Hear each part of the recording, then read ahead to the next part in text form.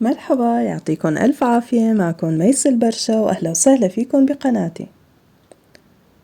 هاليوم وصفتنا مميزة جدا، وهي وصفة إيطالية بسكوت بطعم القرفة والفانيليا.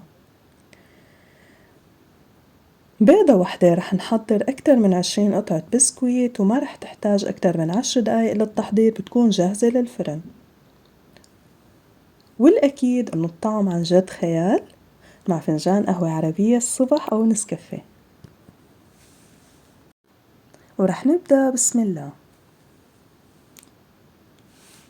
أول شي رح أحتاج وعاء كبير، رح أحط فيه بيضة واحدة مع نص كوب سكر بودرة منخول،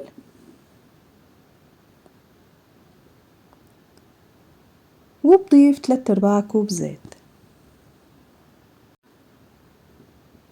وبالمشبك اليدوي بنخفق المكونات كلها مع بعض لحتى نحصل على مزيج بشكل هلامي.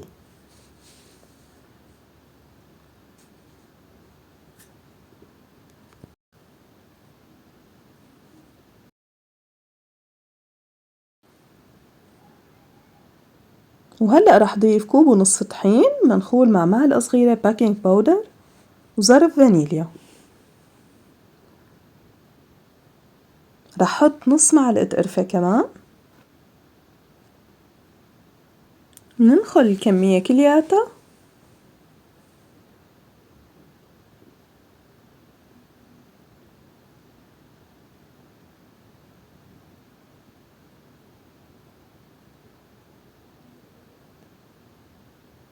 ومنعجن بالإيد.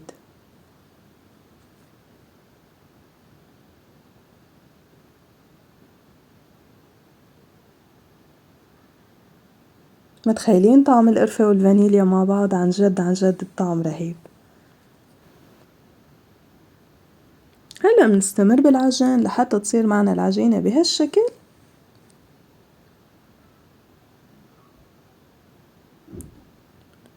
ومنقسم الخليط لقسمين،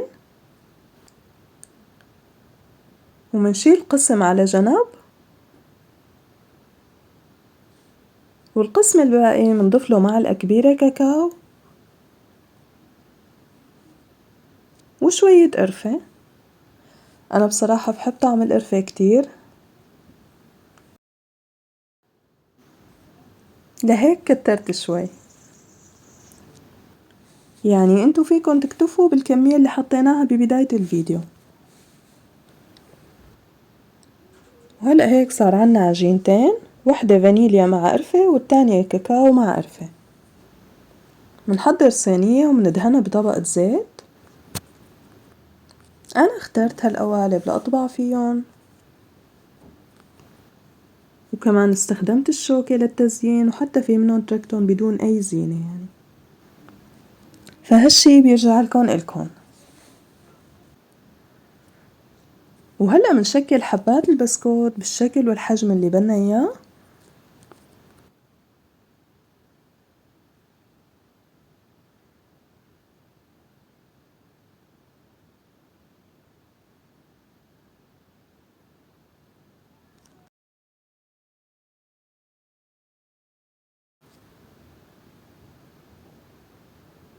منخلص الكمية كلياتها.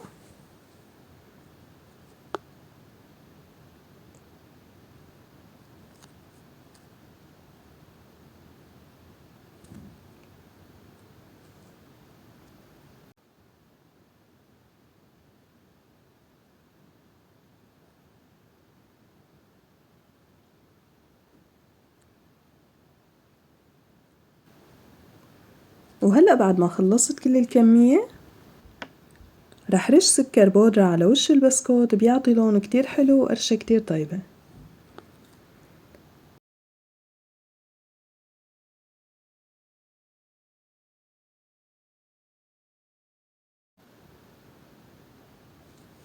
هلأ مندخل الصينية على فرن محمى مسبقا على درجة حرارة 180 من تحت.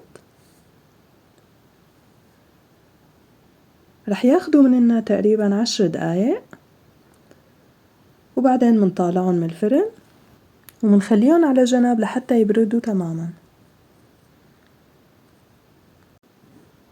وهيك الحمد لله بتكون خلصت وصفتنا لليوم. بتمنى يكون عجبكم الفيديو، وتدعموني بلايك وشير وسبسكرايب، ومنلتقى بالفيديو الجاي. لوقتها بتمنى تضلوا بألف خير. رح خبركم ملاحظة مهمة: هالبسكوت ما لازم نخبزه على درجة حرارة أكتر من 180، ولا لازم نتركه بالفرن أكتر من 10 دقايق لحتى ما يقسى معنا.